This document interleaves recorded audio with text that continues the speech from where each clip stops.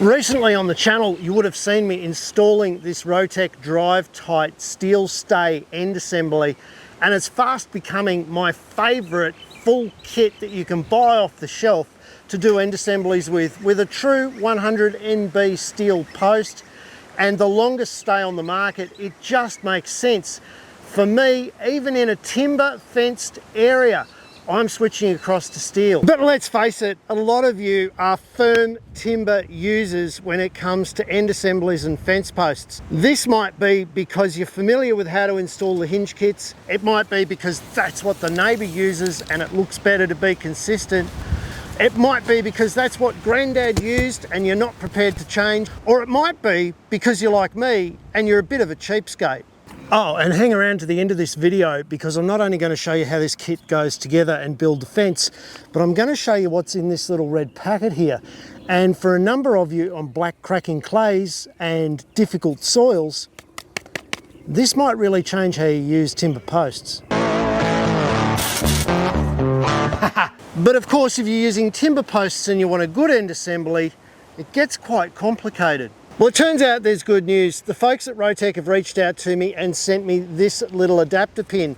And with one hole and this adapter, you can fit your full steel stay end assembly kit to a timber post and have all the benefits and the adjustability of the steel, plus the ease of use, combined with your traditional work of the timber post and all of your standard gate fittings that you're probably used to by now. All right, so let's assemble this kit. It's really simple. We've got this really long stay tube, which is the diagonal section of the end assembly. This is supplied by Rotech and it's one of the longest on the market. Then that's tied back to a floating stay plate at this end. Now, because the stay plate's floating, doesn't matter if your soil moves a bit, you've still got the same pressure acting downward on the ground. And because we've got a large surface area, you know that that means it's not going anywhere. Tying the whole thing together, we've got to take the force back to the bottom of the post. And this is achieved by this solid cable with stainless steel thread. Step one, lasso your post. Let that drop down to the bottom for now. Now, I typically like to have my diagonal come into the end post just underneath the top wire of prefabricated mesh when I'm using it. That's typically at around about the 800 to 850 mark. Around about your 700 to 800 mark is about the Goldilocks zone for your standard height fence. If you're doing an exclusion fence, you can afford to go a little bit higher, but don't overdo it. Now drill a 13mm hole, that's about 1/2 inch, at your mark at a slight angle so that you're mirroring what you expect the diagonal stay. That's about enough.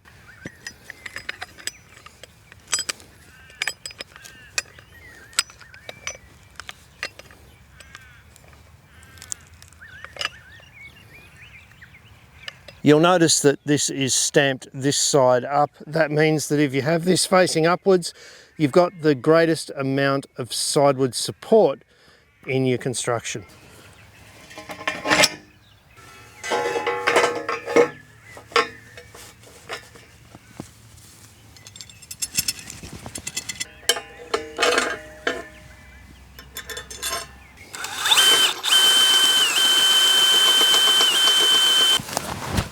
Just before you tighten it right up, make sure that your cable's up off the ground at this end.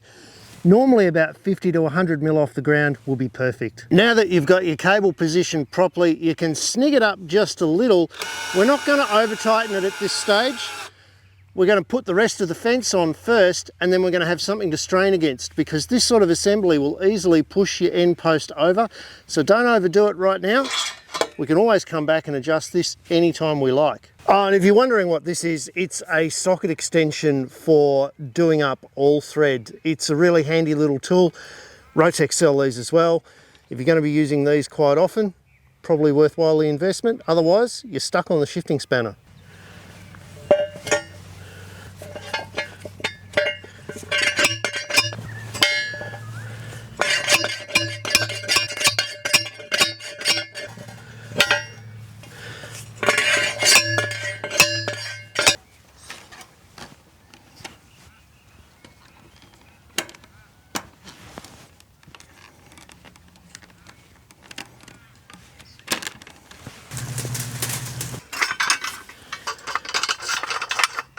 If only the rest of the fence was as easy to put together as this steel stay end assembly from Rotech, we'd be farming and managing our land in a jiffy. Building up an end assembly that stands up to strain over the years has gone from one of the hardest parts of building a fence to in fact the fastest and easiest component as long as you choose the right gear.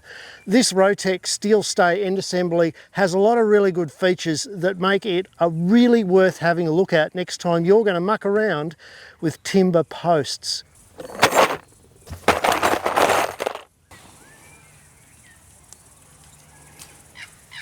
Well, there you go. The fence is nearly finished. The hardest part of building a fence used to be building the end assembly. Now it's probably one of the easiest parts, with the rolling out of the wire, the straining up of the wire, the tying off, and all of the other jobs that you have to do to get this fence finished out of the way.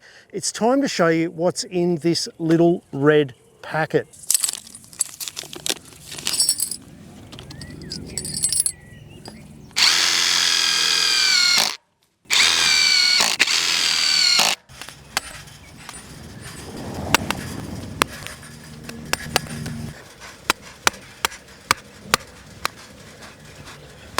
These two little opposed angled plates allow you to use two old steel posts to skewer drive anchors into the ground on your timber post. So if you've had problems with your timber posts moving and walking in heavy clay soil, consider adding some steel posts as piles to the bottom of them. With the little Rotech kit, you can do it easily. Well, this fence, as they say in the classics, is not going anywhere.